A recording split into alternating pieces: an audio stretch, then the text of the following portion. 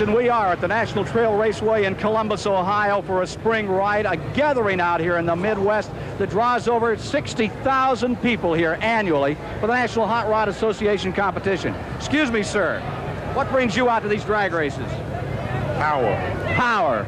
You got it. That's the whole story. And to tell you more about the kind of power you're going to be seeing today, here's Carl Olson. Thank you, Ken. The purpose of any drag racing vehicle is to accelerate the quarter mile, and no vehicle does that better than the unlimited category known as the Top Fuel Dragster. It's a 2,000 horsepower all-aluminum racing engine, a massive set of rear tires, aerodynamic wings, a lightweight body, and about 20 feet of chrome moly tubing, all tied together to make it the fastest accelerating vehicle in the world. The other category we'll be looking at today is really the second cousin to the Top Fuel car, known as a Fuel Funny car. It uses the same engine, huge rear tires as a Top Fuel car, but it carries a lightweight one-piece fiberglass body. It's much shorter, about 10 feet in overall length, but it is capable of the same type of speeds and elapsed times as the Top Fuel car. In both these categories, as in any form of motorsports, there is a distinct element of danger. How dangerous? Watch this. 41-year-old Columbus businessman, local driver, near lane, Jeg Coughlin. He's over 245 miles an hour. Shoot, deploys, rips off. He's down to about 150 miles an hour, headed for the end of the course. He's headed for the barrier. Begins to bounce and takes the barrier in a savage, terrible crash. The safety crews are there within seconds of when this $35,000 fuel machine is destroyed. Coughlin extricated from the machine and able to stand up by himself and walk away. From the driver's vantage, Carl Olson, what's happening right here? Ken, because of the flexibility of this machine, under heavy braking, it starts bouncing violently. Jeg is fighting for control to get that car into the net straight, but it does flip over. The net catches it, does a violent snap roll backwards, and the car lands upside down. A local boy, Jeg Coughlin, wrapped in the clutches of that safety net, but far better than being wrapped up in that Armco barrier just 60 feet away. He sustained a broken hand, some broken ribs, but that was all after this incredible 100+ mile an hour crash. In other action, here's the upset of the weekend. The unsinkable Kelly Brown, right here, sunk at the start as he red-lighted, and Walt Barbans in Sugar Land, Texas took the win. How could a guy with all the experience, he's won 2 nationals in a row, going to this event lose like this, Carl? Ken, any good driver will tell you if you don't red light once in a while, you just aren't trying hard enough. Well, he came off the line just that much too quickly, a millisecond, and loses it all. Here's the loser. Kelly, you were a low qualifier and looked like a strong contender. Tell us what happened up there. Well, I just, it took a lot of time staging, and I was trying to get out there, and I just made a mistake somehow, you know. I don't have any answer for it, except the guys had the car prepared perfectly, and it was all my problem on my shoulders, and I'll just have to make it up again. Very bad move. One of the nice people in the motorsports world, Kelly Brown, getting some help from another neat guy, the guy that beat him, Sugar Land, Texas, Walt Barbin. And as the action went on, that man in the blue and white shirt, Walt Barbin, was defeated by this man who moved to the semifinals, Rob Bruins, who faces off against Richard Tharp, the 1976 world champion. That's in Semi 1 and Semi 2. John Abbott, who's never won a national title. He goes against the master, 47-year-old Big Daddy Don Garlits. But remember, Columbus is Garlits' jinx track. All right, first semi for Top Fuel Eliminators. And who do we have here, Carl? In the blue car, Richard Tharp driving for Candies and Hughes out of Houma, Louisiana. And on the far side, Rob Bruins driving for Gaines Markley. And they are staged. Bruins ready. On the start, Bruins in trouble. Looks like he lost the engine. Tharp, the easy winner here, begins to do that dangerous dance with some wheel bounce at the end. But what happened at the beginning? Looked like the supercharger drive belt came off, Ken. That's usually a function of some breakage in the drivetrain, and the engine revolutions go out of sight. We're going to see in replay Rob Bruins' far lane as he comes off the line. supercharger drive belt, turning about 15,000 revolutions per minute, disengages. And as it does, it puts Richard Tharp into the finals. Richard, they say it takes a break to win a big drag race, and it looks like you just got yours. The 6:22 isn't the quickest run, but you're in the final. Well, you know, the luck's here. If you're going to win, you're going to win. I've had some good luck. I've had a lot of bad luck, too. Who will Tharp face? Will it be the former world champion, this man here, Don Garlits, Big Daddy himself, who's never had anything go his way in Columbus, Ohio? Or will it be his adversary, the Denver, Colorado campaigner, who's never won a major event, but is really pumped for this one, John Abbott? There you see him in the far lane, the Jet X. Who do you pick, Carl Olson? Abbott's been running awfully good, but Garlits has the most experience of any drag racer in the world. It's going to be a hard one to call, Ken. Abbott versus Garlits for the finals. They're off. Beautiful start. Garlits propels himself across the line by about a car length advantage at 239 miles an hour. Garlits goes into the finals. Coming up, the funny cars with the man himself, the Snake, Don Prudhomme.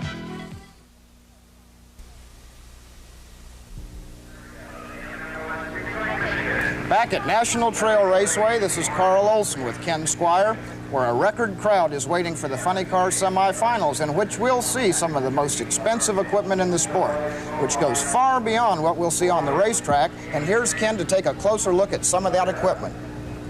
For those of you who think that drag racing is 3 minutes of snap, crackle, and pop for about 6 seconds of zoom, take a look at this Kenny Bernstein rig from Texas. $265,000 of home away from home. In this cab, the interior is a combination of a luxurious yacht, and the instruments look like they come out of a flight deck on a commercial airliner. And this is the throne room. It has all the trappings, all the attendants that one would anticipate for a monarch of motorsport. And in here are the logistical supplies to keep this machine running for 10 months on the road without returning to the home fortress. Even a second vehicle to squire this car back and forth to the starting line. But perhaps most impressive is this arsenal, this engine room, with enough bits and pieces to rebuild and regroup after any skirmish, and enough major pieces, 3 of these $16,000 engines, to win any war. All that equipment didn't help Ken Bernstein, Ken, and it's important to note that every funny car racer here came with that kind of an investment. Well, here are 2 of the top. This is Al Segrini, and the man he's facing is Don Prudhomme.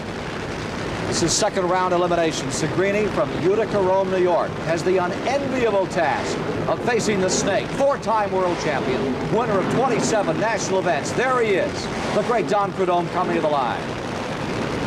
He has to be the heavy favorite here, Carl. Oh, you bet. He's almost unbeatable, although he has been having a little trouble in recent months, Ken. They stage. Prudhomme near side.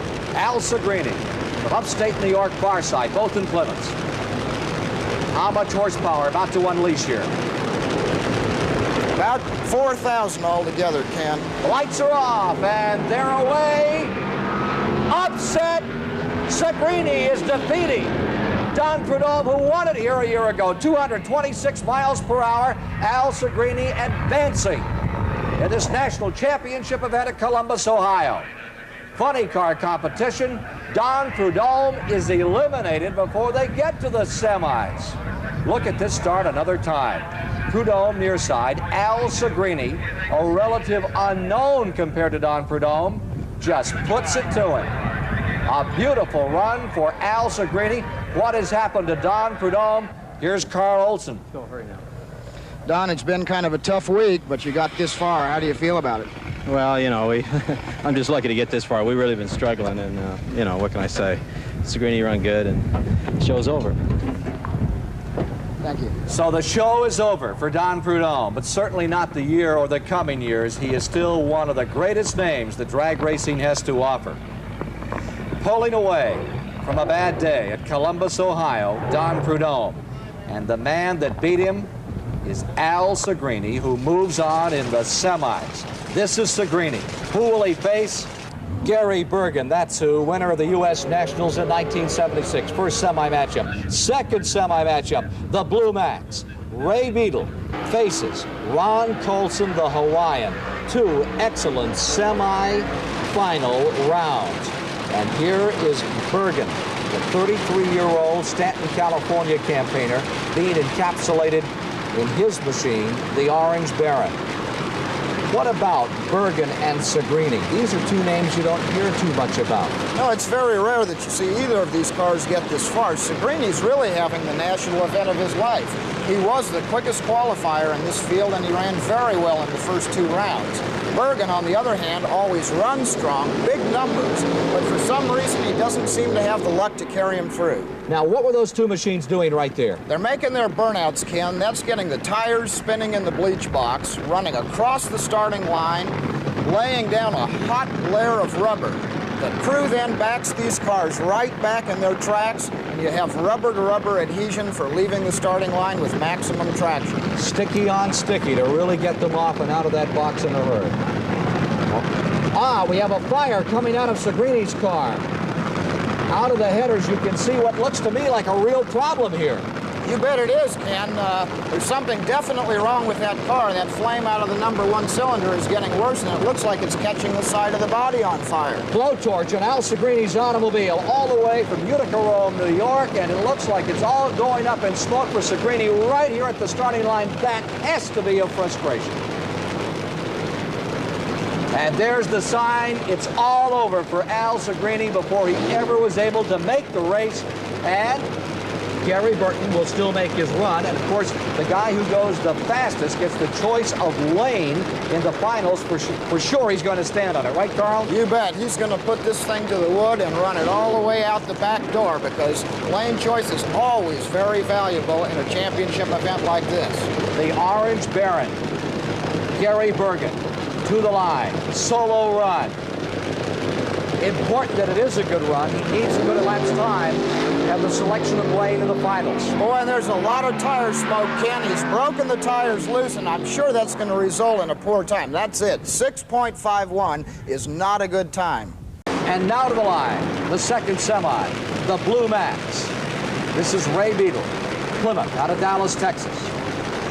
He squares off against Ron Colson, the Hawaiian. And there looks to be a problem on the car from Addison, Illinois, the Hawaiian. I think that car is locked in reverse, Ken. Every time he hits the throttle, it jumps backwards, and it doesn't look like it wants to go back into forward gear. So here again in the semis, it's going to be decided, predestined, for Ray Beadle to make the finals, as there's this problem with Ron Colson with that Corvette machine. 1,500 pounds, a funny car with everything at stake, about $11,000 to win. Ray Beadle is underway. Oh, and he gets very wild on the top end, Ken. It looked like he was running over some of his own oil with an engine problem, and he only runs a 6.59, which is going to cost him lane choice in the final. And here you see the Hawaiian being rolled backward. Ron Colson stuck in reverse and just out of luck here in these Nationals at Columbus, Ohio. And on the other end of the course, we have disasters on both ends of the course. It looks like the Blue Max is not able to shut off. The engine is still running. Well, that engine is hurt, Ken. There's pieces coming out of it, and it's liable. Oh, there it goes.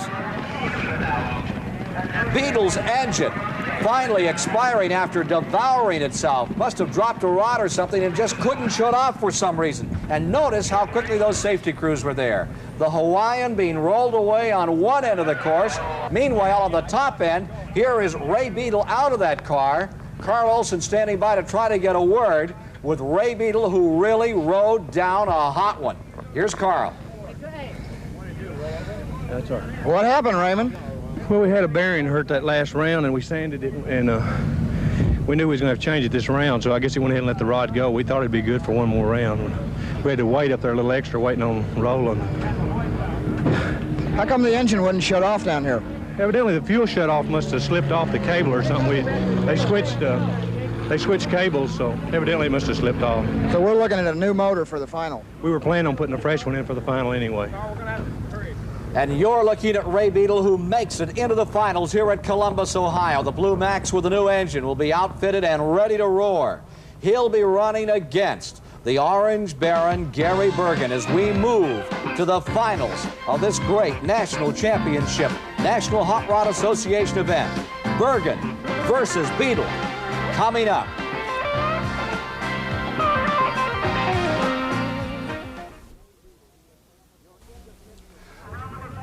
You're in the pits of Ray Beadle here at Columbus, Ohio in this National Drag Championship event, one of 11 each year. And it's a critical time for Ray Beadle. They're changing the engine on the Blue Max, and it has to be right by milliseconds, or it's all for naught today. Meanwhile, the engine on his competitor. This is Bergen. The man, Gary Bergen, who's won one national championship event, making final adjustments, and in the pits, a large crowd, unusual, but what we see a lot of in this kind of drag competition.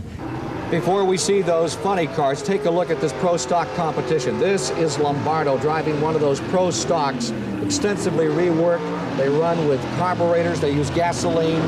That's Bob Glidden, who has won 9 straight times. The last time he was defeated was right here in Columbus, Ohio, a year ago. Lombardo has squared off against Bob Glidden 6 times and been defeated by him each time. Bob Glidden seeking his 24th major crown of the National Hot Rod Association. There's the Grumpy Jenkins Camaro nearest to you. Bob Glidden on the outside, ready for the start. Remember, Lombardo was a whole shot expert. He really comes off that light, and he does. Pulls away, he has the advantage. Lombardo's out in front, they're even. Glidden is coming back at the line. Glidden wins it. Bob Glidden pulls it off after trailing at the start. Let's look at it again and replay, Carl. There's that patented Lombardo hole shot, and as they come out here, you can see that he's amassing about a 1-car lead right off the starting line, but the Bob Glidden power makes it up, and he's got the car length advantage down at the finish. And Etta and Bob Glidden just keep rolling along. Meanwhile, the heavyweights are in their final moments of preparation. This is Richard Tharp's crew working on his top fuel dragster. Carl Olson is standing by with the man, Richard Tharp. Every time Richard Tharp races Don Garlits, it's a classic. How do you feel about this one?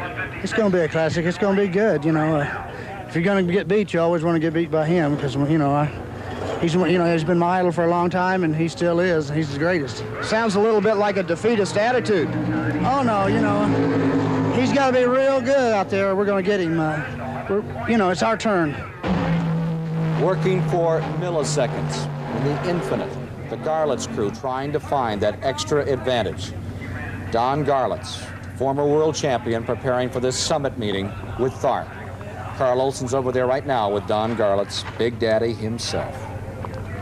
Don, we came by earlier and everything looked very leisurely, and all of a sudden we came back and you were in the middle of an engine change. Can you tell us what happened?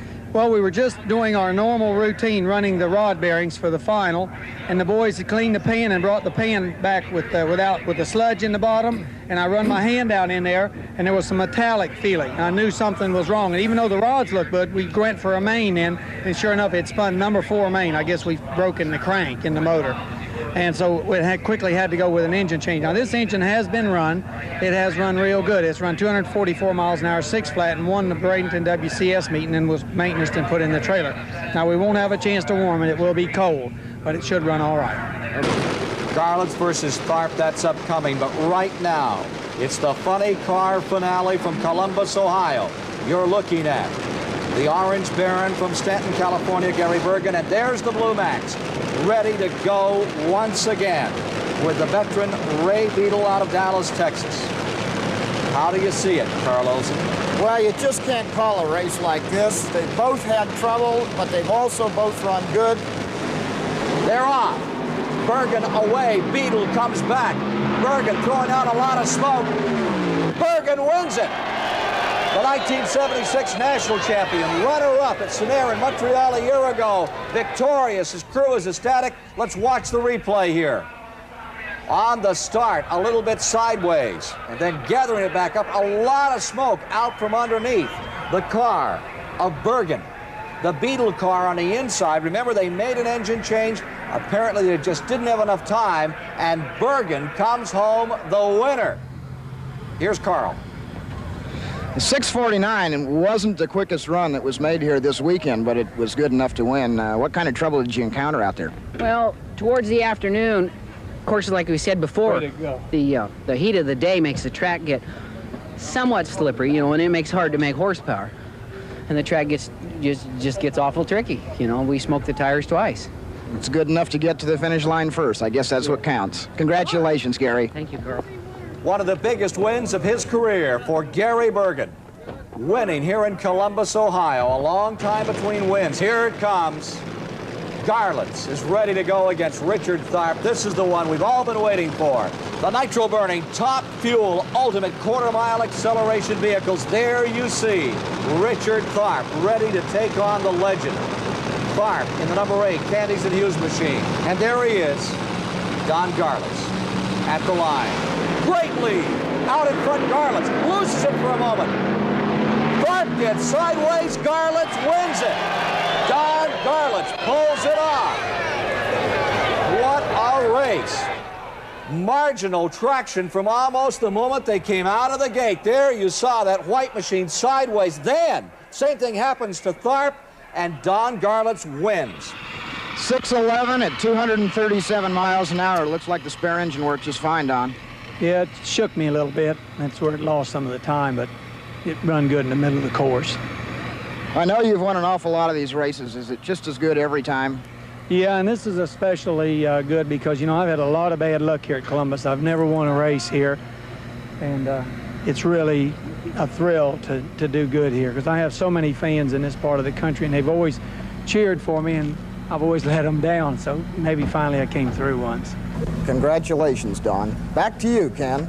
Thank you, Carl. As you can see, there were thunderheads gathering to greet Don Garlitz when he came across the line to win this masterful performance, one of his best in the 25 years he's been in drag racing.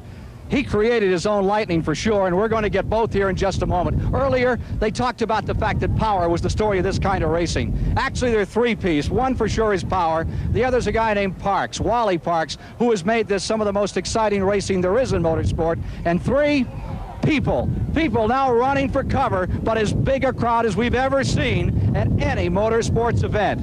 For the national championships at Columbus, Ohio, and Carl Olson, I'm Ken Squire, getting out of the race.